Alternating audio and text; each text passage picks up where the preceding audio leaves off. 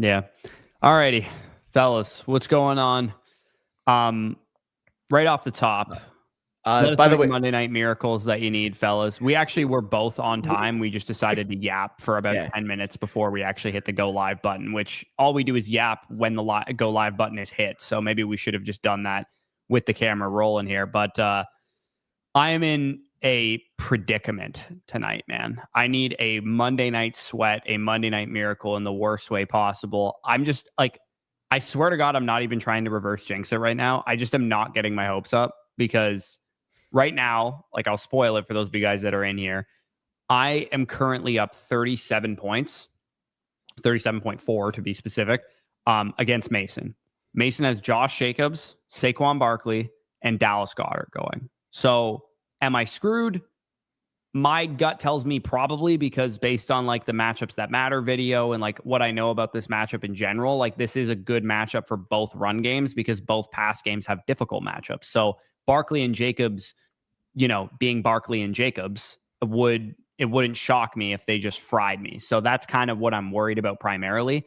If I bet the over and I never cash, hey, appreciate you. I also like what Nick, the editor, who is Rookie Rager, by the way, is referring to is my underdog pick'em entry is just so that I can feel something tonight. I took the higher on all of Mason's players' fantasy points. And the reason I did it is because knowing my luck, they'll probably all snap off. So I might as well. You did the opposite of me. Yeah, I did the exact opposite of Dan. Danny would have taken the lower on all of them and been like, we'll see how it goes tonight. And then be like sad for two reasons instead of at least happy for one. But yeah, no, this is going to be a rough sweat, man. Like I'll be tweeting updates about the sweat here and you guys can follow along. But all I need, this is honestly all I need. Don't score. Jacobs, Barkley, Goddard, no touchdowns, and I'll win. But the second they're racking up touchdowns and shit, I'm screwed. Wait, on what? Oh, yeah, because the Kyle Williams thing. What? Oh, when yeah. I told you not to play Kyle Williams. Oh, I did. Full transparency, I got smoked. I played Jonathan Taylor. That's all you need to know. Yeah, didn't matter for Danny. Did you? I mean, the most recent deal I made was the Henry for Roman Henderson one. I was trying to get one with Avery before the line, and honestly, it might have been a blessing in disguise because full transparency, the details of that trade. Again, we'll see what ends up happening with Devontae Smith tonight. Maybe he just absolutely smokes against the Green Bay secondary. I hope he does. I hope he scores 4 touchdowns tonight, and Barkley does nothing. Well, the reason why I'm saying that is because I got the offer I was trying to get through the line was Monungai, Rashad White, and Devontae Smith for Roma Dunze. And then obviously, it was Roma Dunze and Blake Corum or Isaiah Pacheco, I think was the second piece I was throwing in. And thank God that didn't end up happening because obviously Rome had a big game. And I think going forward, I really like what I saw from Caleb. I think this Bears offense can maybe even gear towards the pass. I'm not sure if you saw Ben Johnson's comments after the game, but it was just a lot of positive for how Caleb looked, a lot of positive for Luther Burden as well. And quite frankly, we do know the context that DJ Moore went down with the shoulder injury. But he did return to the game, and he just simply wasn't targeted. He was kind of being used as a decoy. And based off the positive buzz we're hearing from Ben Johnson in regards to Luther Burden, I can totally see Luther Burden just completely eating into DJ Moore's usage down the stretch. He had 51 yards on 49% of the snaps. You're just going to keep going. You love falling in love with upside, don't you? But why wouldn't I here? He played his most snaps of the season. He had 51 yards on 49%. It's like, if they do make him a full-time player, or in fact, if they just play more 11 personnel because their pass game's looking a lot better than it did maybe 3 weeks ago, who knows? Like, honestly, it was a talented second-round NFL draft pick that I thought should have went in the first. Yeah. No, I don't disagree with you. I just don't. I don't think we're going to see Luther Burden being a fantasy starter for the rest of this season. I think that we're going to look back on his season and try and piece together what he looked like. Hopefully we get some games here where he like cracks 50-60% of the routes and we can kind of piece together his profile. I think he was a year 2 play coming into the season. He's still a year 2 play now. Yeah, sure. Worst case scenario, maybe he's a Jalen McMillan type this year. You pay for him on your No, that is not worst case. That's best case scenario. No. I'm 7 touchdowns in his final game, his final 6 games. That would be best case scenario. You gonna let me finish, or you gonna cut me off? Go ahead.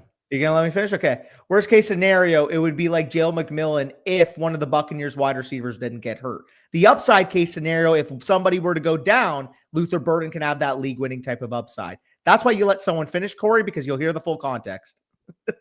I guess. But knowing you saying his floor was Jalen McMillan's like His 14 floor was, points per game down the stretch wouldn't have shocked and me. that's why you have to let me finish, because I said his floor was Jalen McMillan if one of the Bucks receivers didn't get hurt.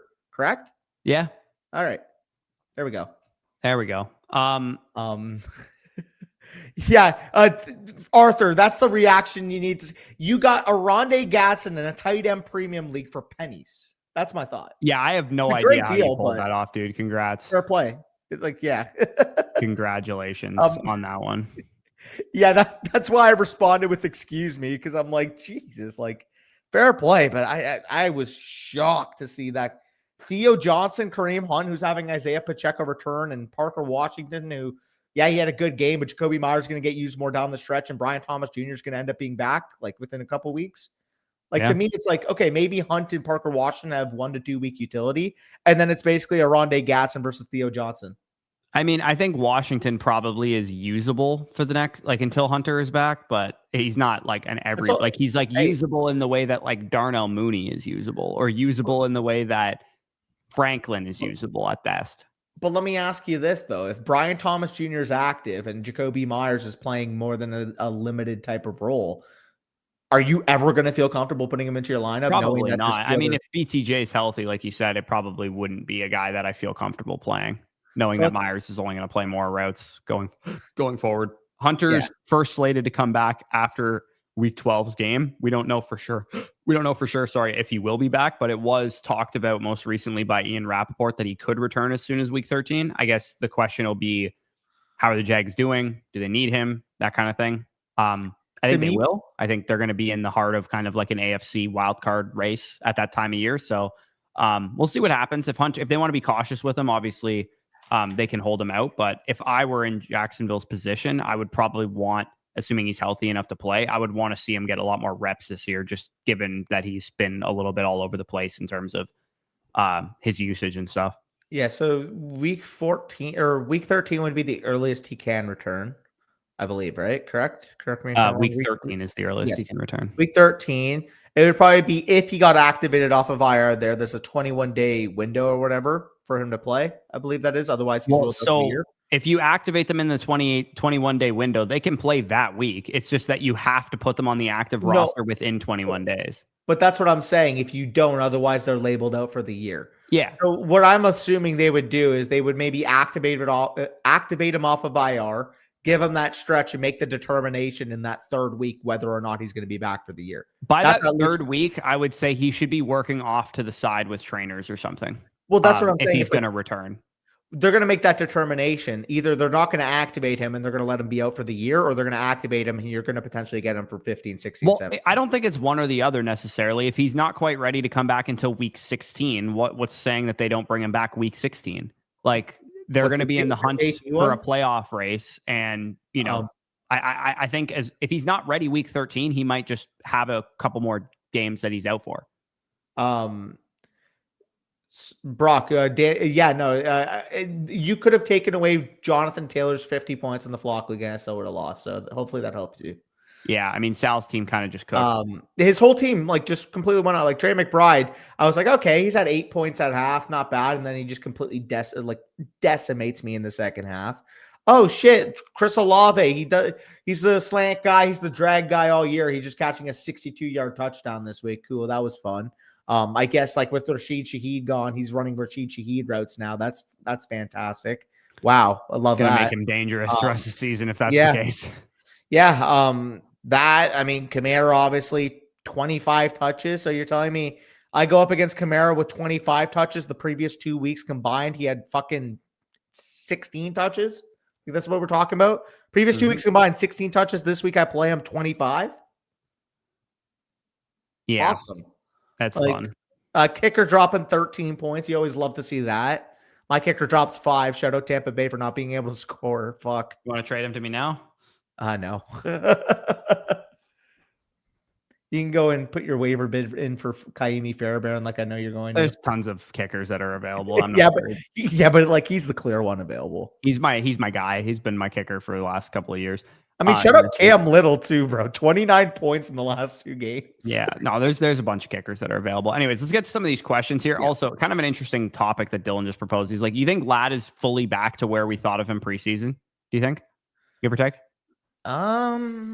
Like not the feeling of that what we thought maybe he had, but like I would say median wise, he might be getting there.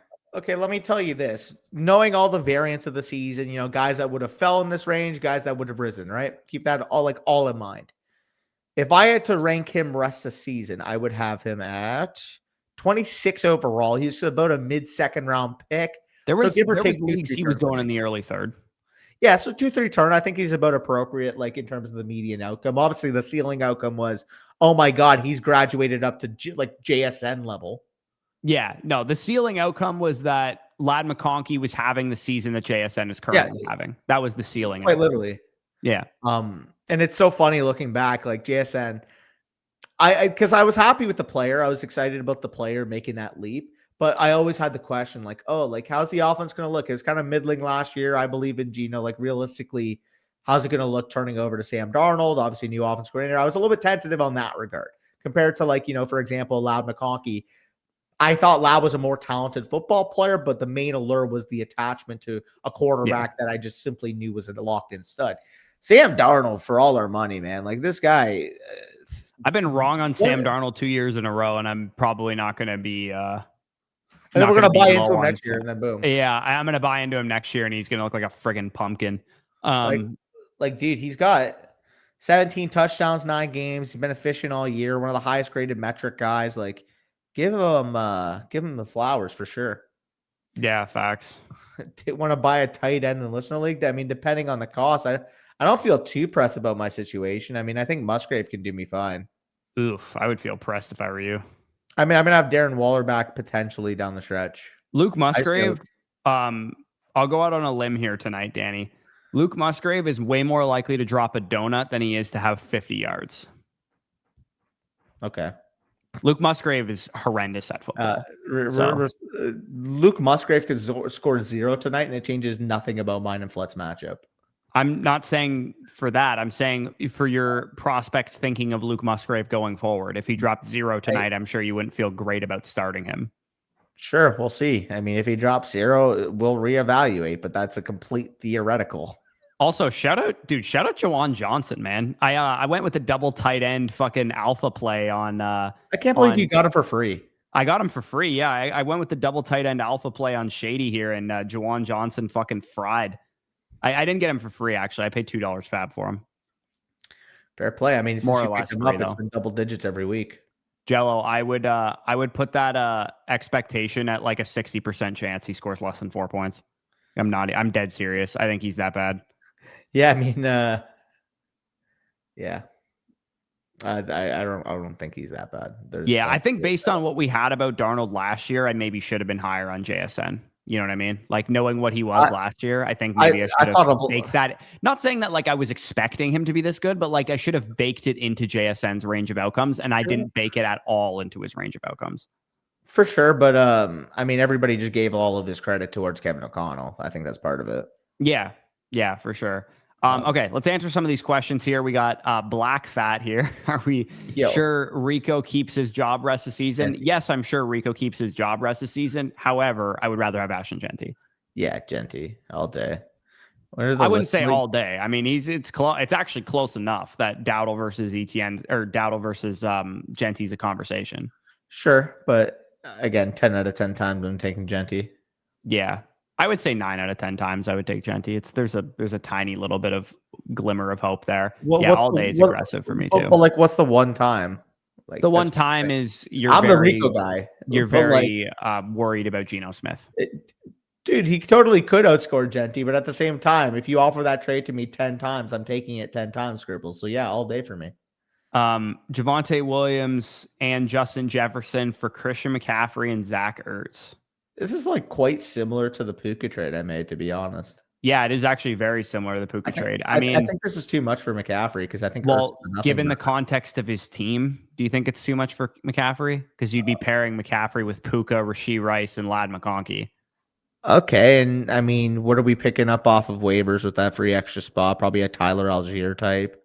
Yeah, I mean, you could stash Jaden Reed even potentially if you wanted to. Like realistically, you could take B-Rob, handcuff your own running back with B-Rob potentially. Maybe, yeah. I mean, Ertz is a virtual nothing burger here for me. Like he's literally useless. I would just drop him. Like honestly, I would actually like the deal better if you just would. I would, if you can, literally tell him give me some fab instead of Ertz because I would actually rather have the fab. Well, I mean, you see how I've structured the deals in the fucking flock league. They'll be like, "Hey, I'll throw you this guy back," and I'm like, honestly, take him off the deal and give me fab because it's like I want to have the flexibility to be able to add whoever I want to my bench instead of being forced because I traded for someone, you know. Yeah, people on the flock rankings need to chill. Like, what does Lad have to do to not be a wide receiver 1 right now? Is 13 disrespectful though? That's a pretty. It's not disrespectful, but like I think Lad McConkey should be a top 10 receiver rest of the season. I mean, I got him at 12. I mean, you prefer him to Rome, to Nico, to Jefferson, sure. I don't prefer him to Jefferson, but I prefer him to the other two. Fine, like they're all the same to me. They're all same tier. Yeah, I still prefer him to like Pickens, Adams, and guys like that. I gotta drop Garrett Wilson down pretty significantly. Yeah, I also have to drop Garrett Wilson. It sucks because in my home league, buffoon league mate Riley, the guy who took Genty really high, offered me Garrett Wilson for T-Mac today, and I wish I was in position depth-wise to actually make that move because I think it's relatively a good trade to make. I don't have Hunter, I don't have Hampton, I don't have Reed. Like I'm down so many players, I just can't feasibly get rid of Tedderall McMillan right now. Scribbles, I'm going to pretend like you said top 16 and move on from that subject. Top 6 tight end with Marcus Mariota? I'm going to pretend like you said top 16. Yeah. Jahmyr Gibbs, Puka Nacua for Bijan, St. Brown, and Jones. I mean, I think I prefer the Puka. Like, I mean, of the elite assets, I prefer Puka Nacua Gibbs to Bijan and St. Brown, but it's Aaron Jones enough to close the gap. I mean, are you desperate for depth? Do you need? It's a start 8, so I mean, it's possible that he would be a starter. I mean, but like, he's dealing with the top team. He's number 5. I think he's this team. Okay, so he needs an RB2. Go do it then. Yeah, Tracy, Bill, and these guys are. So yeah, you'd be getting Bijan. Yeah, downgrading from Puka to St. Brown. That's not bad. The difficulty for me, I guess, would be Puka's just such a sure thing, and right now Bijan's losing consequential touches, which is like I am so 0% worried about Bijan Robinson. It's insane. I mean, you should have some worry. I have 0% worry in Bijan. I mean, 0% worry would be he would get all the inside the 5 touches. The fact that he hasn't been doing this his whole career. Okay, but still, you have to acknowledge here when you're talking about what Gibbs' ceiling is and what Puka Nacua has been doing. Bijan Robinson, if he's not getting 65% of the goal line touches and they're getting yielded towards Tyler Algier. You realize 11 of Gibbs has David Montgomery in his backfield. Oh, right? Absolutely. I'm saying, though, 11 of 17, and we're acting like Bijan Robinson's a tier above Gibbs right now. They're the same player. Brother, Jahmyr Gibbs has a way bigger threat to red zone touches in his backfield than Bijan does. No way. 11 of 17 inside the 5 carries have gone towards David Montgomery scored 11 touchdowns last year. 100%. I'm arguing that they're the same tier running back. Acting like they're not the same tier running back is delusional. I never said they weren't the same tier. I said I'm not worried about Bijan the way that you're not worried about Gibbs. Sure, but then I'm saying the difference between Puka versus Amon or St. Brown and Aaron Jones, because I believe Bijan and Gibbs more often than not cancel out here. Like, to me, it's close. So Jahmyr Gibbs has 38% of the inside the 5 attempts this year. 38%. Much better offense. Okay, that's fair if you want to say that. Yeah. David Montgomery has 53% of the inside the 5 attempts. Absolutely. And Tyler Algier is having a similar type of percentage share, and we're talking about a way worse offense with Atlanta. That's my take. Here's the difference. Bijan Robinson literally averages like 12 receiving fantasy points a game. 100%. He's a stud. I'm saying he's the same tier as Jahmyr Gibbs. You can't argue he's a tier. No, I never said he wasn't the same tier. I just prefer. So we agree. Yeah, we agree on that. You just said you're worried about Bijan, and I'm not worried about Bijan the same way that I'm not worried about Jahmyr Gibbs. Well, there should be stuff. That's just part of the draw of Jahmyr Gibbs and Bijan, is that you're going to lose some touchdowns here and there. But my argument is you should be worried about Bijan Robinson as your third player when the top 2 running backs are outscoring him by 4 points per game. That's all I'm saying. Right, but I don't have him ranked above McCaffrey. Sorry, I don't have him ranked above Jonathan Taylor. So Jonathan Taylor doesn't matter. Jonathan Taylor is my number one overall player, and he's in a tier of his own right now. Correct. Christian McCaffrey, I have Bijan ranked over simply because he's more durable than Christian McCaffrey. But that's what I'm saying. If you don't have Jahmyr Gibbs over Christian McCaffrey, I just think I do have Jahmyr Gibbs over Christian McCaffrey. Okay, so then you have these guys in the same tier. So I have a tier of 2, 3, and 4 at running back in a tier together. Yeah, Jonathan Taylor is in his own tier. Sorry, I actually have Achane in the tier as well. I have 2, 3, 4, and 5 at running back. Bijan, Gibbs, McCaffrey, Achane. Yeah, but I'm talking about in terms of overall for tiers. Like overall players rest of the season. Like, how can you take Bijan over Puka or JSN right now? Yeah. So he shouldn't be above Puka. I don't know why he is, but I guess he is in my rankings. I would still rather have him than JSN. Why? I have Gibbs over JSN for what it's worth too. I have Bijan and Gibbs at 3 and 4. In full PPR? Yeah. They're monsters, man. Bijan Robinson catches like 7 passes a game. JSN's basically baby Puka. Huh? JSN's basically baby Puka. So is Bijan from a receiving usage. I mean, he's averaging more points per game. I don't know. 2 more points per game? Like, that doesn't factor at all? 1.7, but yeah. 1.9. Sorry, 1.9. Yeah, 1.9. But I don't. That's on the heels of Bijan's worst game. Like I feel like we're gonna look back on this and just be like, yeah, why were we worried about Bijan? I'm not saying I'm worried about Bijan. I'm saying that to rank him 3rd overall with confidence, you need to be feeling some type of good. Yeah, like when you see when you know a Tyler Algier is coming in 65% of the time inside the 5, it should have a factor over some of those receivers. Tyler Algier has been doing this all year, and Bijan's over 20 points per game. I don't care. I don't know, man. It happened to be on an island game where everybody saw it and everybody's freaking out. I literally don't care. I just think in the context of this deal, if we're trading Gibbs equals Bijan Robinson, are you moving off of Puka for Amon-Ra and Aaron Jones? Well, given the state of his team where he has no RB2 and he just lost Garrett Wilson and absolutely needs the depth, I think it's reasonable that he would want to do that. Well, that's what I keep coming back to. That's why I asked the question, because realistically here, if you're not getting the up tier running back right now because Gibbs and Bijan are similar, at that point, I mean, there's a difference between a legitimate 25 point per gamer, which is what Puka's been when healthy, versus maybe call me crazy. Maybe the argument of McCaffrey versus Bijan is that St. Brown's way more durable than Puka is. Well, I mean, that's my question mark too, is how is Amon-Ra St. Brown's going to usage going to be if Dan Campbell's taking over play calling and we do see more of a, I would say, importance on trying to get JMO space touches? Like, it's very clear the reason why he took over play calling was to get JMO the ball.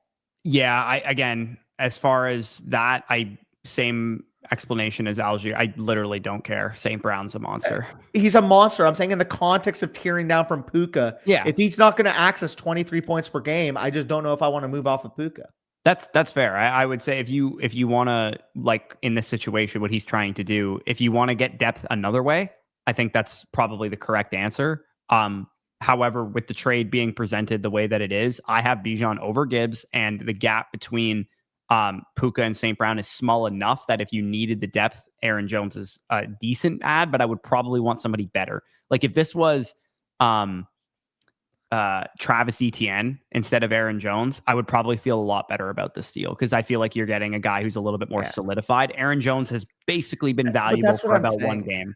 Well, that's the thing here, is like, I don't mind the concept of getting an ancillary piece, an insurance piece to move your 2 for 2, but I want to make sure it's something more consequential than Aaron Jones. We talked about him as a riser today. I like him, RB22 rest of the season, but I would almost need it to be at least like a Jaylen Warren type. I'd need it to be at least like a Chase Brown type.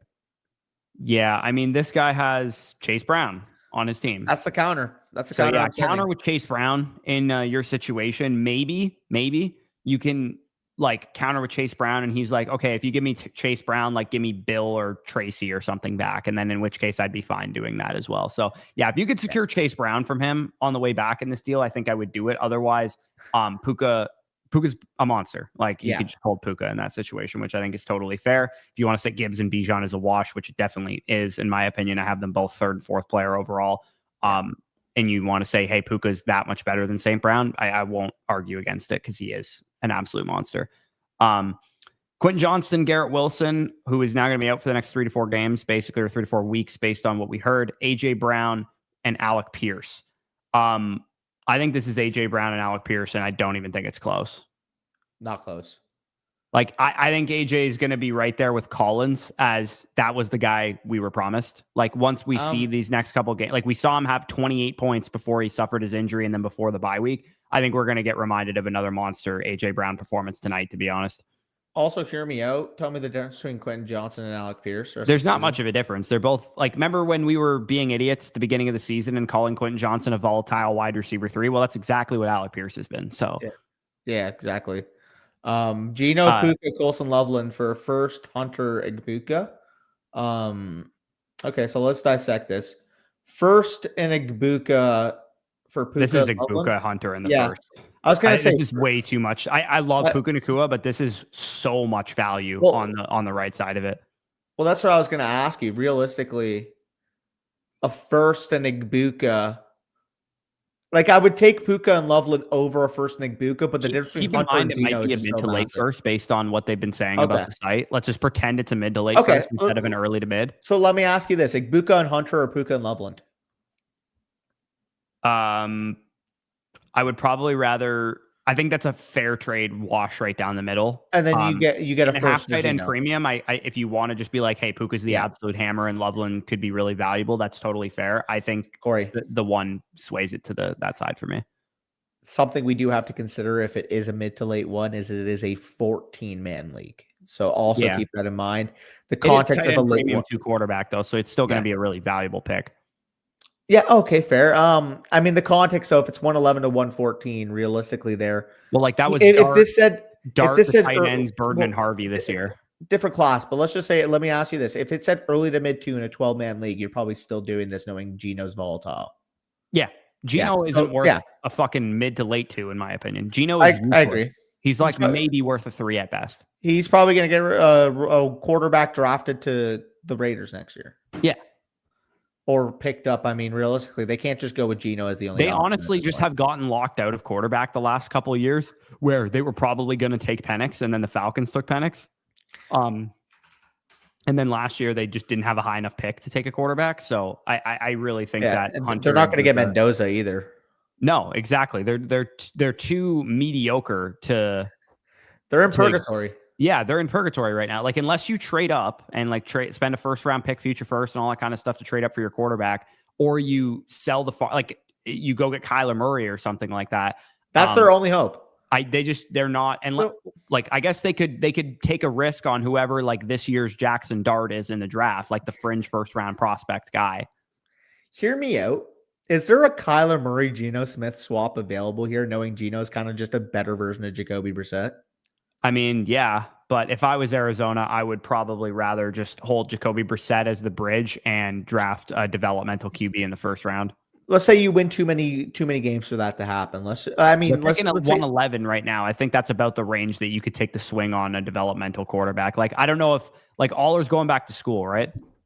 See, the thing is, I only think 2 quarterbacks are going in the first round. I think both for Fernando Mendoza, and the second one's going to be off the board. Whether the second one's a Dante Moore type or Simpson. That's the one I'm hearing a lot. Again, I haven't watched. I still don't think Dante Moore or Lenore Sellers will be in this class. I mean, like the numbers are there for Simpson: 21 to 1 touchdown interception ratio, 67% completion percentage, 2,400 yards in 9 games. So he's slinging it from a volume perspective. 8.3 yards per attempt. Like it's clear, like he's playing. I don't want to say Mac Jones football, but like that's obviously going to be the low hanging fruit. 6'2", 200-pound quarterback. That's not too. Mac Jones averaged 11 yards per attempt. Oh, he was better, but at the same time, I'm sure if you put Devontae Smith, was that the Jerry Jeudy year? No, it was Heisman Devontae Smith there, Heisman Devontae Smith, John Mechie that year. I want to say had 1,000 yards as well. By the way, in that offense. Yeah, it was the Devontae Smith Mechie year, or was JMO there? JMO was the year after Devontae Smith. Right. JMO was Bryce's Heisman year. Yeah, because basically what happened, it was Devontae Smith, Mechie. So first of all, it was Devontae Smith, Jerry Jeudy, the bunch, right? Devontae Smith, Mechie. Then it was Mechie, Jamison Williams the next year, I Right. want to say. Yeah. No, it was Devontae Mendoza Smith could and play. Waddle. It was Devontae Smith and Waddle before Waddle broke his ankle. Yeah, John Mechie was the 4 on that team, and John Mechie was the 3 on that remember, team. because the first 5 or 6 games of the season, people were like, Waddle was matching Devontae Smith in production, and then he got hurt. Yeah, because Mechie was the 3 on that team, and then the next year, I remember Waddle and Smith both got drafted, and everybody was like, "Oh yeah, no, Mechie's going to take the next step. He's going to be a first-round receiver," because he had like pretty good tape and limited usage. And then the following year, they got Jamison Williams the transfer, and then that's when he like 50 catches for like 1,100 yards or something. Yeah, and he got drafted in the first, obviously. Okay. Yeah, I'm curious. Like, here's my thought on like Ty Simpson. If we got to look this hard to see if this guy's a first-round quarterback, he probably isn't. But I mean, like, you got to give him the benefit of the doubt. He's having a good year, and like, if Alabama like makes it far in the college football playoff, he's going to get the look. So here's my hot take about this quarterback class. Once we get into the Senior Bowl circuit and the combine, Darian Mensah is going to get first-round buzz from Duke. I know people have mentioned him. I know people's concern were the translatable tools, from what I've heard. Anyways, I mean, he's 6'3", 205 pounds, and has like a 5.5% big time throw rate, 24-4 touchdown interception ratio. Corey, I didn't ask for his numbers. I said translatable traits for the next. Well, level. I haven't watched the guy, so that's all I have to go off of is like maybe his big time throws and that kind of thing. But that's what I'm saying. It's like that's apparently the con on him right now. It's not something that's a metric. It's more so the film. Like his arm doesn't jump off the page, and at least like that's what I've read on him. Yeah, I haven't watched him. He's just like he'd be my pick for like the guy that gets the buzz, just because he went to Duke. It's a pro style system. He was good last year too, and he's the second highest graded quarterback in the country other than San. Yeah, I mean, we'll see what ends up happening here. San's next year, right? Or is he the year after? Pardon? Is San eligible? Julian San from Ohio State. Oh, Julian San next year. Sorry, this guy's on a fucking heater, bro. Dude, when you said that, I thought you were saying Sam Levitt. I'm like, wait, what? No, San is on a heater right now, though. Like in terms of the, he's had like a PFF passing grade of 90 in like 6 of his last 8 games. I mean, I will say the guy's literally got the CeeDee Lamb George Pickens duo developed in college right now. I know. That's what Jeremiah Smith and fucking Carnell Tate are. Great receivers, but it's giving like Stroud made them better kind of thing. No. I'm not criticizing him. Obviously, he's playing phenomenally. I'm not taking that away from him. Ohio State's fucking crushing, but like imagine you're a college football quarterback and you have the CeeDee Lamb George Pickens NFL wide receiver duo at 20 years old in college. Because that is literally what Jeremiah Smith and Carnell Tate have been. How is Jalen Daniels still in college? That guy's like 25. Yeah. Ty's got good numbers. I just frankly don't buy this. Because I have watched an Alabama game or two this year. Like, I just don't see a first round quarterback. I see like a good college quarterback. Also, you know how vindicated I feel with the Carnell Tate is good at football take before he had the breakout? You know how good I feel about that now? Were people not of that opinion? Well, like people were like a little bit hesitant on him. Like for full transparency, I literally drafted him in a couple or in one of our Devi leagues, like straight out of high school. Like I knew about his tape on him last year, and I was like, "This is a good player." Like, yeah, so it's very clear that this guy's going to be an ascending receiver. But like he had an incomplete profile, so people like weren't fully bought in yet. But like, dude, like I was saying it last year, and this sounds obviously crazy with the hindsight because Emeka has been so good in the college football in the NFL. But I literally said last year, Emeka might have been the 3rd best receiver on that team. And that was no indictment on him. That was just how good the other 2 prospects were. Yeah, let's settle down with that. Obviously, once you see the NFL context, it's one thing. But like, Carnell Tate's going to be a top 10 pick, and Jeremiah Smith's going to be a top 3 pick. Emeka is the classic example of don't scout the player's role in college and think that he's only in the NFL, because he was a 5-star athlete, and he absolutely was capable of doing whatever the hell Ohio State asked of him. I don't disagree, but based off both of our prospect grades, based off what, the consensus is, like Carnell Tate will go much higher than Emeka did in the NFL draft. He definitely will not. It'll be hard that he has a higher prospect grade for me than Igbuka. I had an 89.0 on Igbuka. Oh, I thought you had like an 86 on him. I had a fucking really high grade on him, dude. Did you actually have him that high? It was either 89 or 88. I know that. Fair play. My grade on him was like as high as Garrett's. Okay. For some reason, I thought you were like 85. No, definitely. I definitely didn't have him that low. Let me see. Trying to remember. But I mean, like either way, Carnell Tate's probably going to be on that like Roma Dunze, Tet McMillan level of draft capital. Yeah. Yeah. No, I don't think he'll be that high. Maybe he gets that high in draft capital. I don't think he'll be quite to that level. I think he'll be more of like Igbokwe and JSN in terms of draft capital. I think it's more likely he's the first receiver off the board than the third receiver off the board, given like the style of receiver he is and like what the NFL uses. Everybody's gonna just be like, oh, he plays for fucking Ohio State as well. Well, like that too. Obviously, that is a factor, but more so just like there aren't as many outside wide receivers this year. Like, yeah, Tyson can play outside, Mekhi Lemon can play outside, but like people can look at Carnell Tate and say, oh yeah, he's a bona fide number one outside receiver. The other two are probably like more so like the JSN, the Amon or St. Brown. Like we can function and engine our offense around these guys, but are they going to play the majority of the snaps on the outside? Probably not. No, yeah, probably not. You're probably right about that. Which, like, again, who knows? Like, maybe we start to see the NFL prioritize that now with where the NFL is going, and probably they should prioritize that now. But just knowing historically what the NFL covers in terms of the traits, in terms of the ability to play on the outside, like Tate is like the perfect 2015 wide receiver prospect. Yeah, he is. He is definitely the perfect 2015. I had the exact same grade on McMillan and Igbokwe by the end of the process. Because I remember at first I had McMillan at 89 and I had Igbokwe at 88. And then I think I watched either another game on him or after I did the prospect modeling, I was like, oh yeah, this dude's a monster. And I moved him up to 89. Like this is the Igbokwe and McMillan had the same grade on Roma Dunze at an 89.0. By the way, Arthur, this would be like me saying, oh yeah, Saquon Barkley, what a great running back, man. Fantastic player. He's phenomenal. Sure, he's an Eagle. Like that's basically the same thing here. Like when a good player plays for another team, like you could just point it out. Like yeah. Yeah, no, I didn't rage. Okay, this is what it was, right? Okay, no, I see that now. I see 89. Yeah, it was. I had the whole process. I had McMillan higher, but then when some of the negative McMillan stuff came out, and some of the pro like Igbokwe stuff that I found doing the draft guide modeling, the prospect model, I was like, dude, I don't see how Igbokwe misses, and I just raised his grade because I think his analytics grade at first was 11 out of 15 for me, and I bumped his analytics grade to 12 out of 15 because I still had to ding him a little bit for the fact that he wasn't the one.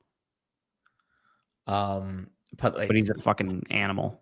Man, I'm still pissed we were robbed about the end half of the Travis Hunter year because we're not. Again, you may have given up on Travis Hunter coming back this season, but I certainly have not. I'm telling you, Corey, like based off of everything I read through, like I would be stunned. Like, Ian Rappaport literally said it's not considered a long-term. Corey, you can be optimistic about him. Obviously, he's on your team now. I'm saying right now, there's a calculated reason why I traded him away. And everything I was reading of is you're going to need to link me these articles because I don't see any of what you're talking about.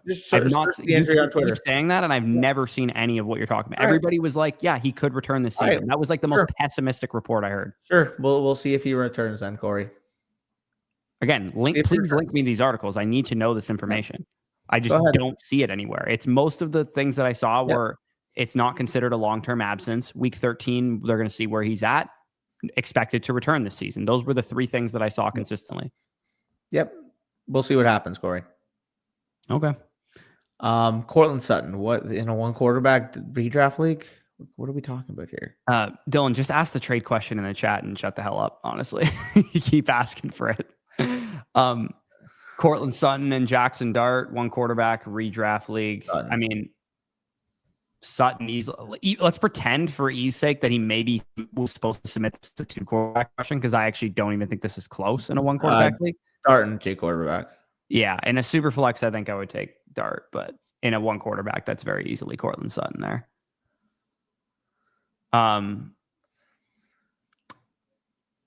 Quinshon Judkins and AJ Brown for James Cook.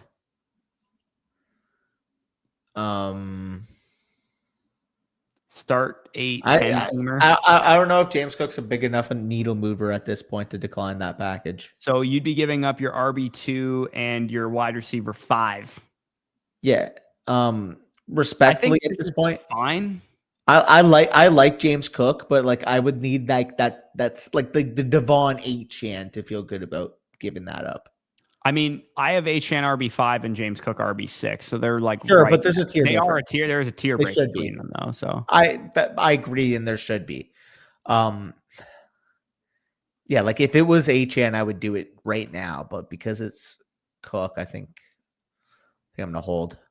yeah. Also, I need to split this tier in half. I think I'm willing to do. I guess I'll disagree with you on this. I think I would be willing to do this for Cook.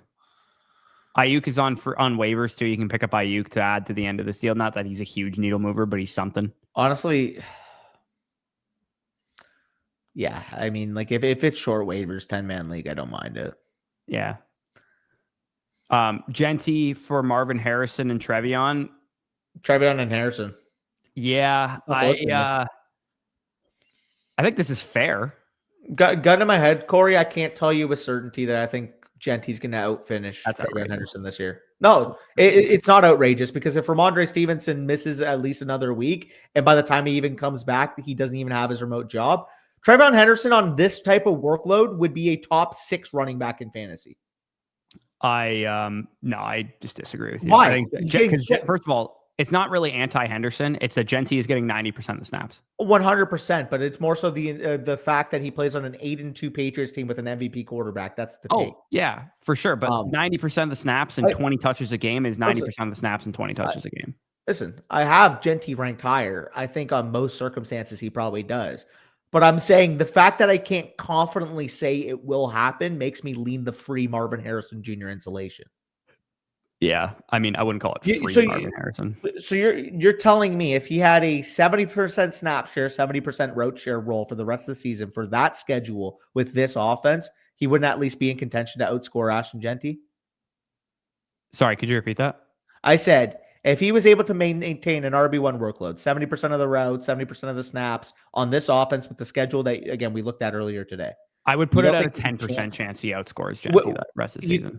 So you would say with all those factors, there would only be a 10% chance of outscoring Genty? Yes, because I expect Stevenson to return over the next 3 weeks.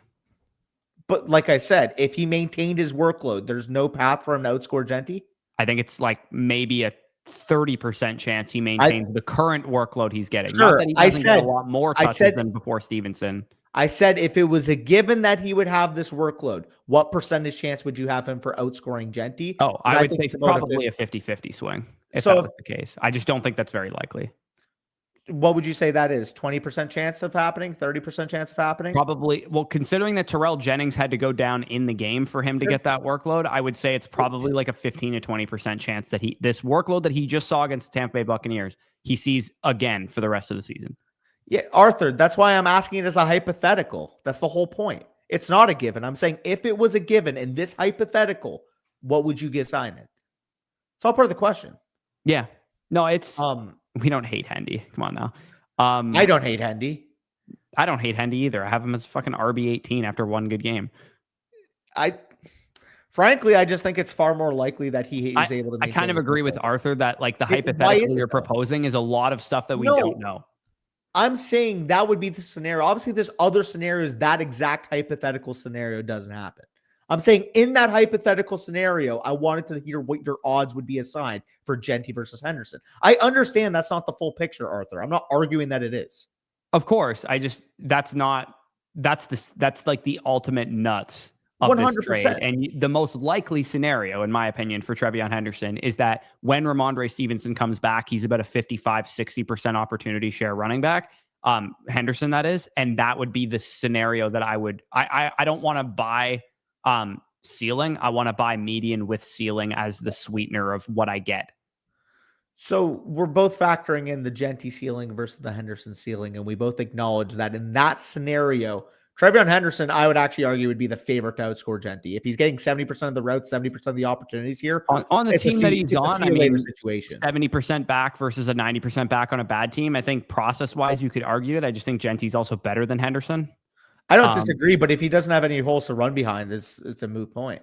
Yeah, like I said, your hypothetical scenario exists. I just think that it is purely hypothetical, and Mike Vrabel that's why I brought it up as a hypothetical scenario, because like you said, you're getting the Marvin Harrison Jr. insulation here. If I can paint the picture that there's a scenario where he outscores Genty, taking a free Marvin Harrison Jr. insulation here, I think is good process. Sure, but like that hypothetical scenario to me is to give you an idea of where me and Arthur are at in this conversation.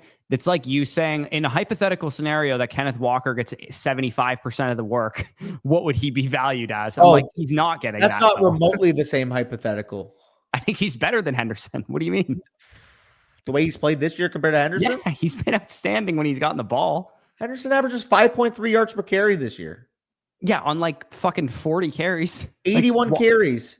All I'm saying is the hypothetical scenario you're posing for Trevion Henderson to me is as likely as Kenneth Walker being a workhorse. You know, he has 2 less carries than Ramondre on the year and like 180 more rushing yards, I think was the stat I saw. Yeah. Again, he's good. He's going to be the starter when Stevenson comes back, but it's actually not a guarantee because we know Vrabel's not rational. And when Raheem Mostert comes back, Devon Achane won't be the starter. Mike Vrabel's not coaching that team. It's a joke, Corey. I know, but like you're saying it as if what I'm saying is outrageous that Stevenson might still be the starter. I'm not saying it's outrageous. I'm saying when you pop the cherry on a rookie running back and he gives you 150 yards and 2 big time freaking touchdowns like that, I agree. How are you going to turn it back? How are you going to put the cat back in the bag? You can't. How was he not out of the bag for fucking 8 weeks already? Because maybe Vrabel said, I need to see it. Well, guess what? He just saw it. Maybe. Like he just saw it. It's like, it's different if he didn't see it, Corey. If Henderson got the workload and didn't look good, I wouldn't be in this scenario right now. But he did look good. And he did bust off those 2 touchdowns. And it's like, if you're a 2nd round pick and you show your coach that you can play and you build that trust on top of that, by the way, 0 pressures allowed in pass pro. Like, I just think it's inevitable. It's a sooner rather than later situation for me here. Yeah. Again, I would lean towards the Genty side. Up the cherry is wild. I can't lie. I would lean towards the Genty side of this trade. Give me Henderson. I just literally ripped my hair out watching Marvin Harrison Jr., and that's all I have to say about that. Henderson got 3 short down and distance runs today, this week. Now, obviously, just a reminder, Danny. Hey, if you let me continue talking, maybe I would address it, Corey. Stop cutting me off. All right, there we go. Henderson got the short down and distance work in lieu of the Terrell Jennings injury. It was, I was going to point out, because he looks so good, maybe there's an opportunity he can crack into that going forward. I'm not saying it's a given, but I'm saying they did trust him in down the stretch. Fair enough. There we go. All right. Harold Fannin versus Juwan Jennings. I mean, who gives a shit, honestly? Juwan. I mean, so this is the wide receiver league that he's referring to, and he'd be getting Juwan in this scenario. This is on premium. Yeah. To be honest with you, knowing that Ricky Pearsall is going to start practicing this week by the report that we heard, and Brandon Ayuk might have his practice window opened up this week, I would rather have Harold Fannin at tight end premium. Oh, you sent me an offer? I'll go do this then. All day. You're going to take Fannin from him? Yeah, I'll take Fannin for I guess you're starting Luke Musgrave, so you should probably be, you should be excited. You had Kraft, I'm assuming, right? Yeah. Let me see here. What's the injury look like before I think? He played 66% of the snaps. Okay. Because I know he came into the game questionable. I wasn't sure how many snaps he played. He was more or less his normal usage. Yeah. I mean, if you want to do it, send it over. Otherwise, don't. Like, I don't know. Would you rather have Juwan Johnson? No. Really? I'm getting there on Juwan Johnson saying that he might be over Fannin rest of the season. Of course you Tyler Shuck low-key kind of looked decent as well. I don't know how much you watched for that game, but Arthur, if you don't want to, you don't need to. But I will say, if you do, the offer can be sent to you. I will say the only thing I say about that is that I think Juwan Jennings is at current peak market value. That's why I probably wouldn't buy him. Sure, but I mean, Arthur also needs wide receivers, and I need tight ends, so I think it makes sense. That's fair. I wouldn't buy Juwan Jennings because I think that Pearsall's going to be back this week. Yeah, we'll see. And Ayuk is going to come back soon. Yep. But Purdy might be back this week as well. So, Jay's fantasy, this mover, Lad, Golden, and 2 1s. Okay, so this move, let's evaluate first, and then we'll talk about his other one that he has. Neighbors, a 1 and a 2, and Burden for Chase and an early to mid 2. Now, again, are you competing?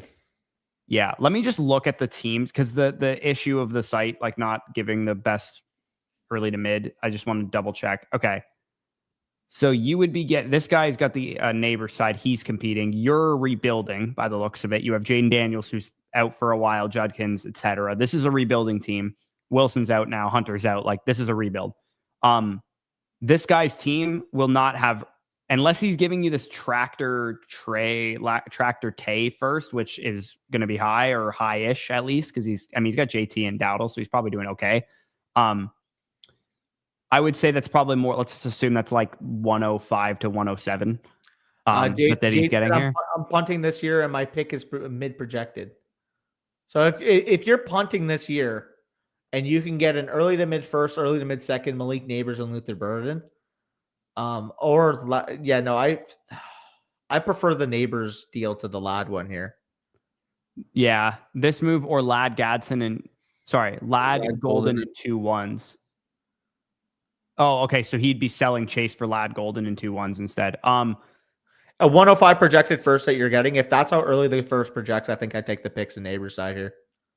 Yeah, I think I also agree that given that you're totally trying to shed production and tank your own pick, like, do you have your own pick out of curiosity? This is his team. Yeah, you have your own pick as well, and you have somebody else's first too. Yeah, tank your own pick, dude. I think getting the Chase production off your team, adding Neighbors, getting the 105 or let's say 107 worst case scenarios, what that pick ends up being, I still think I'm comfortable with the move. If you think of like, what's the downside risk? How does this deal age poorly for me? If this is like 107 or 108, I'd still feel pretty comfortable with it. Yeah, I would agree. I'm not in Dynasty. No, we're just doing overall whatever questions come, brother. Yeah, whatever questions pop up here. We got a review here from Joe. Appreciate that. And again, I didn't actually plug this at all during the stream, but if you guys do want to purchase a question, purchase a team review, etc., that will be in the description. And I'll throw the link in the chat right now. But Joe, if you want to go over his team while I'm pulling up that link, Summer in the IR Hamptons, shout out. This is the squad that we're working with here for Joe. If you want to go over that while I throw this in the chat. Sorry, repeat that. I zoned out. Can you go over this team? Oh, okay. So Joe Kroger here. Dynasty, 1 quarterback, 12 team start 8 league. Baker Mayfield is main starter. JJ has a high upside backup here. Running backs, Genty, Omarion Hampton, Henderson. Oh, you're feeling very good about that long term. Number 2 overall at running back on the analyzer, and I tend to agree having 3 cornerstones like that feels good. I'm going to move Henderson up my dynasty running back rankings after this week too. Yeah, Chase, Lamb, Hunter, BTJ. Yeah, I'm looking at this right now. I'm seeing the pick bank. I'm also seeing Gadsden. Very, very easy answer for you should do through the team, Corey. What am I going to say? I mean, shed any kind of production pieces that you have and just kind of continue to probably tank this one out. Yeah. Like, I mean, maybe like you're 2-7. You're not going to win this year. Yeah. So. Like Charbonnet looked decent. Can you get a second and a young piece for Charbonnet? I would maybe hold Charbonnet if I was a rebuilding team, because I think it's possible that Walker moves on in free agency. Of all the because we do this all the time. We go, oh, what if that guy leaves in free agency? I actually think in the Seahawks scenario, it could be possible that Charbonnet would be the starter. That's my thought on it. Because normally we do the whole, like, when James Conner leaves in free agency, Trey Benson's going to be the starter. I think that it's possible that Walker does in fact move on in free agency, but he basically said just wanted to move up to 3-7. Needless to say, I'm reloading for next year. Traded Puka, Woody, and Hawkinson for Chase and a 1. I mean, it's a pretty good cash out, I think, because Puka obviously is Puka, but Chase and a 1 for 2 assets that are pretty non-consequential, I would say, Woody Marks and TJ Hawkinson. That's a pretty good process, I would say, even though Chase is technically worse value-wise than Puka. Yeah, and then right now, realistically, Neighbors potentially going to be on the pup to start next year. All you have to do is give Horton. You get CeeDee Lamb. It's a team that I think by next year is going to be able to make your first official run. You get everybody healthy next year. You maybe spend those picks or use it to upgrade a lineup spot. Immediately, I think that 2-7 record might end up looking at 7-2. Yeah, I mean, looking at your top assets, like, because you have like your starting lineup next year already kind of set up. If you think about it, and like added 102, 104. Oof, yeah. If your starting lineup is already set next year, like it's Genty, it's Hampton, it's Chase, it's Lamb, etc., how many of your starters are top 3-round redraft assets next year? Genty's going to go in the top 3 rounds. Hampton's probably going to go in the top 3 rounds. Chase. Henderson could go in the top 3 rounds, depending on what happens the rest of the season. Jamar Chase is going to go in the top 5. CeeDee Lamb is going to go in the top 6 to 7 at the very least. Travis Hunter and Brian Thomas Jr. will probably be early to mid-round kind of picks. And Aronde Gadsden might be a 5th or a 6th round tight end. Wait, Like that's just your starters, let alone the did you say assets you're CeeDee going to Lamb add in in. the 6th round? I said 6th to 7th, like top 6 to 7, like top 6 to 7 I picks. thought you said round 6 to 7. I was tweaking. I'm like, what? 6, 7. Also is what's coming up in the chat. He said, yeah, I have 3 firsts in my 2026 first look to be top 3 to 4. Do I hold Henderson? Absolutely. Thomas and Hunter. If you wanted to find a buyer on Thomas, I wouldn't be opposed to it. I definitely would not sell Hunter, just given his value on the open market right now. But if you could pivot Thomas into Harrison or Ladd or somebody like that, just to diversify the offenses that you're invested in a little bit, I would be okay with it. But it's going to be hard to get peak market value for a guy who's been pretty garbage this year and is 23, 24 years old, and he'll be just fine probably moving forward. Also, I hate to be so simple here, but I think this is the best way to approach this team. Joe, you're in the chat. You tank this perfectly. You're in a situation now where you're 2-7. You're not worried about points. You're not worried about clinching a playoff berth. You're not worried about, spending that 1, spending that 2, spending that 3 to go and get a piece to add depth. You know what you can do right now? You can chill for the rest of the season. Hey, if Kenneth Walker were to get hurt and you get offered a first for Zach Charbonnet at that point, okay, sell him. Boom. Done. Easy. Shamir DK, maybe some upside down the stretch, playing a lot of snaps. Can you sell him for a 2 at some point? Theo Johnson looked great yesterday. If he continues playing the way he did, maybe you can attach him on top of a deal because you have Gadsden long term. Those are the only real minor moves I'm making because you built a juggernaut.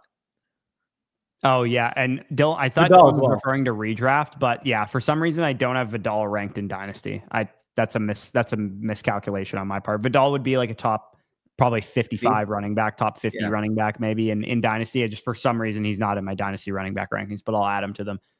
He must have slipped through the cracks for whatever reason. But yeah, he obviously is a valuable asset in the short term for you, knowing that Hampton is out. I will say that because you're a tanking team, you should probably sell Vidal because you would actually rather not have those points in your lineup and have Hampton once he comes back. And yeah, Badaki, man, congrats to you. I'm still sad that I lost to you last week, but shout out to you, man. You're just on an absolute heater lately. Also, Big M says he was the guy trading Puka and Gibbs for Bijan, Amon, and Jones. Doesn't want to give up Chase Brown. I would prefer Aaron Jones to Quentin Johnson. Yeah, I wouldn't, but or like they're close. Given his receiver core in that deal, I would say that I'm probably okay. I think he was a lot weaker at running back, if I'm not mistaken. I would rather have Quentin Johnson than Aaron Jones, 100%. Would you though?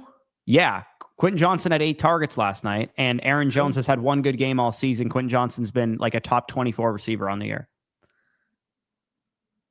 We got to project forward, though. I am projecting forward. I think Aaron Jones is better than he was before, but I would still rather have Quentin Johnson. This is player 56 versus player. You have Aaron Jones at 56, dude? No, I have Quentin Johnson at 56. Oh, okay. But I have Aaron Jones at 60. Yeah, I mean, I have him like. Let me look in my rankings where they are. Why is he so low, though? I'm sorry. Like it's an RB1 because he's 30 years old. And he's coming off of a shoulder injury, and he didn't play most of the season with a hamstring issue. And Jordan Mason's still a threat to his like. As much as I think Aaron Jones is the guy that you want going forward, it's not like I feel great about him. No, you don't have to feel great to acknowledge that he's been at 13 points per game the last 2 weeks, and he just played 70% of the snaps. Sure, but wouldn't I rather have a guy who's like a big play threat for one of the most pass-heavy offenses with one of the best quarterbacks in football? No, I don't mind Quentin Johnson, but at the same time, they're probably going to score the same amount of points per game rest of the season. If you need a running back, I don't think it's outrageous. You don't think at running back, because Aaron Jones is a running back, and running back's kind of scarce. If you wanted to say, hey, he's like a 12 to 14 point per game, maybe what's he Quentin gets to 14-ish. I don't think he'll get to that, but I'd say probably 12, 13 points per game is what I think from Jones. I think QJ can be a 13 to 15 point per game producer. Quentin Johnson, 15 points per game this year? 13 to 15. But that's what I'm saying. If it's 14, that's literally he's averaging 14 right now. Sure, but I mean, he scored how many points in the first month of the year? Well, he also was banged up for a couple of those games. Those are in the sample too. I mean, realistically projecting forward, QJ's what, the wide receiver 28, 27? Where do you have him ranked? I would rather have the wide receiver. He's my wide receiver 28. I would rather have my wide receiver 28 over my running back 25 any day of the week. In a process play wise, I would much rather have a high end wide receiver 3 than a back end wide receiver or running back 2, high end running back 3. It's wide receiver 27 versus RB 22 for me. Like, if you need a running back, I'm fine taking the running back perfectly. Yeah. Again, I'm not going to argue on it too much. I just would prefer. I would prefer QJ. I just think Aaron Jones is the ultimate part of this question is what can you do to get Chase Brown from him? What can you add on your side? Because Chase Brown makes this deal much better for you. Yeah, I think that's the better way. It might be tough though, because Chase Brown might get Joe Burrow back in the next 3 weeks. Yeah. Which is crazy. That's where we're at with Joe Burrow. One of my best ball mania teams actually has Daniel Jones, Joe Burrow on it. And I really need Burrow to come back because that would make that team really good. Just tell that guy, Biggs, just say, hey, QJ would fill that hole, but I don't think he'd fill it very good. That's my issue. Like, you're not filling the Garrett Wilson hole with QJ. It would need to be Chase Brown. Like, I'm not just making a move because I'm like, oh, I like QJ better than the wide receiver. Like, realistically, what available wide receivers were there? Like, you can get a similar type of projection. Not as good as QJ, don't get me wrong, but also acknowledging that you're downgrading for Puka. Yeah, I mean, if he I can't remember who he had on his team, but like if he has a T-Mac or a Sutton or a T. Higgins or the way I view it, Brian Thomas or something, like you can maybe go after that. The way I view it is Puka versus St. Brown. I would probably peg Puka to finish 3 to 5 points per game ahead of St. Brown. I would probably peg Puka as a crazy sentence. Yeah, but let me pause. But I would rather Puka at 3 to 5 more points per game than Amon or St. Brown rests away. And I think that's a very fair projection. That's pretty optimistic, but I don't disagree with you. Like, I think it's probably more likely like 2 points per game more than St. Brown. But if Puka gets back to what he was doing before he got injured, then it could be 3 to 5 more. Well, I'm baking that in. I think the upside's clearly very high. And I also think with Amon or St. Brown, I also factor a little bit of Dan Campbell taking over play caller. So let's just say Puka Nacua, you're at 19 to 20 points per game. Amon St. Brown, 19 to 20 points per game. Puka Nacua, 23 to 24. Let's just say even. So that would mean at that point that the player that you would need added on would need to upgrade whatever lineup piece that you have by 3 to 4 points per game, which while I'm looking at the average flex piece realistically is giving you 10 points per game, 11 points per game. Like, I would need a player giving me 14 points per game to feel comfortable making. So like a Jordan Addison, Quentin Johnston, which is what he's getting. Just ahead of that range is what I'm saying. Because if you can get a T-Mac or a fucking Sutton or something, obviously. That's why I think Chase Brown's the perfect guy. Obviously, Chase Brown is the perfect guy for sure. If you can, especially if you can just give him something back to do it. Anyways, let's. I think Joe's team is good. Like, he's perfectly set up. Maybe if you wanted to, Joe, you could maybe try and get a little younger at quarterback. That would be maybe something that stands out. If you could sell off Baker Mayfield to like Jackson Dart territory, just so that you have some young players around the rest of your team. But that's kind of where I'm at with it. Dylan did have a question that he asked us about 70 million times, so we'll answer it for him. So the trade that he has here is Barkley, Menengai for Pickens, Goddard, and Benson. Context: I have Gibbs, Henderson, Hampton, Love, Rice, Rome, Ladd, Sutton. Okay, I mean your team's really loaded. I want Barkley. Yeah, I think I just want in my estimation, the best player in the deal is Saquon. Yeah, for me to say an Eagle over a Cowboy in a deal, you have to know you really like that side. Yeah, I agree. He drafted Chase Brown the second. Okay, well, let me ask you: is the person who drafted Malik Neighbors in the first really care about where he? I mean, some people are like this, though. I know what he means.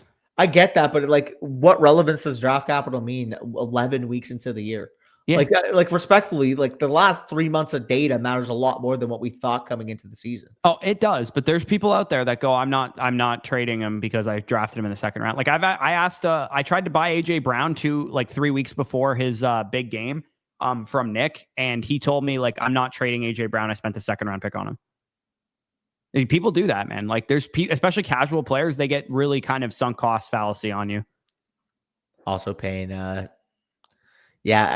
I don't know. I mean, it might be fair, but Dylan, when you have a monster of a team like you do, you just want the best asset in the deal.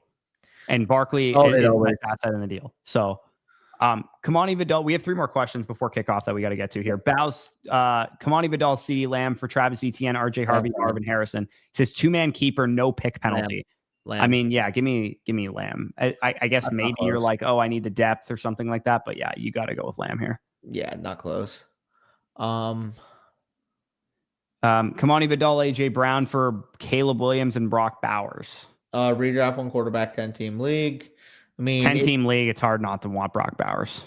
Yeah, I think I agree.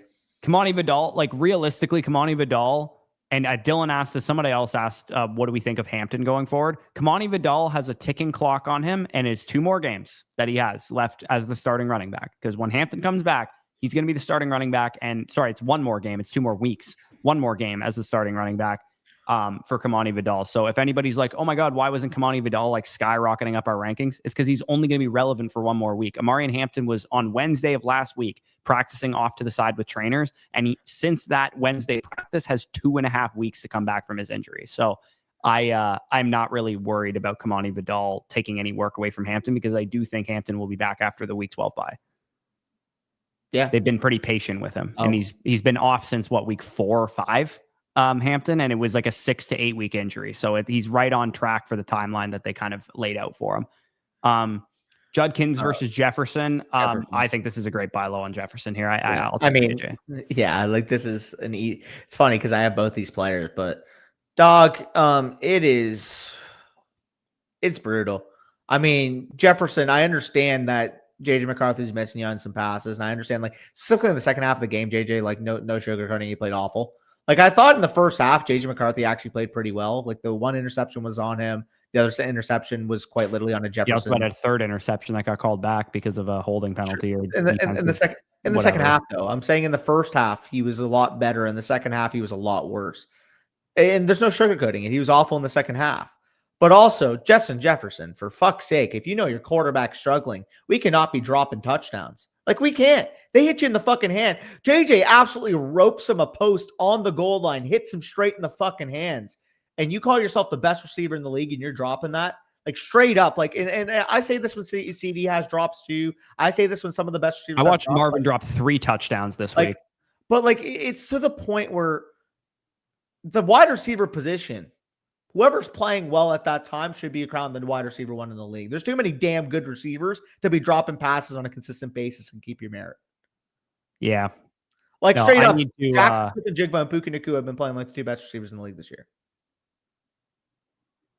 Yeah. Sorry, okay. A little bit of event, but like Monday night miracles. I'm sending out good vibes to all of you guys. Hopefully you win your Monday night matchups. Hopefully you don't have to hear Mason's dumbass come on tomorrow's vlog and talk about how he's undefeated in bets and how he's the king of the league and how dare I challenge him to a bet or some bullshit that he's going to say.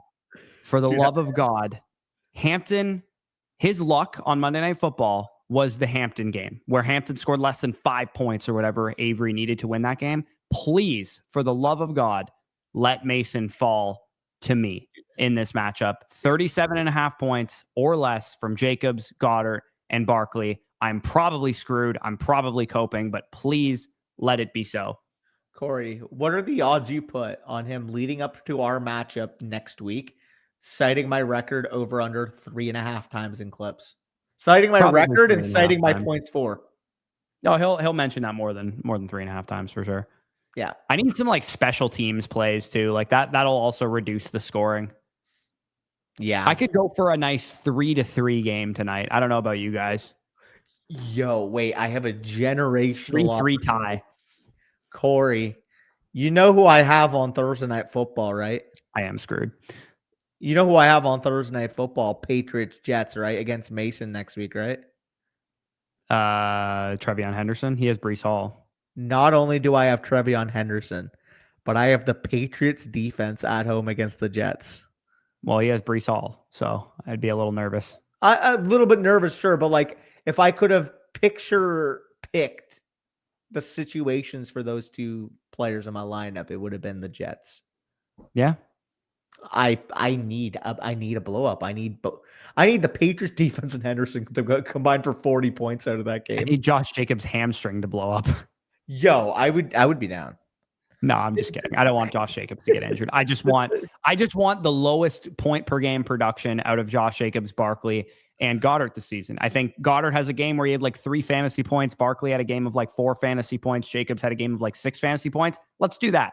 Do that tonight. That would be excellent. Anyways, appreciate you guys. Good luck on your Monday night matchups. Stay tuned tomorrow for waivers and all that good stuff.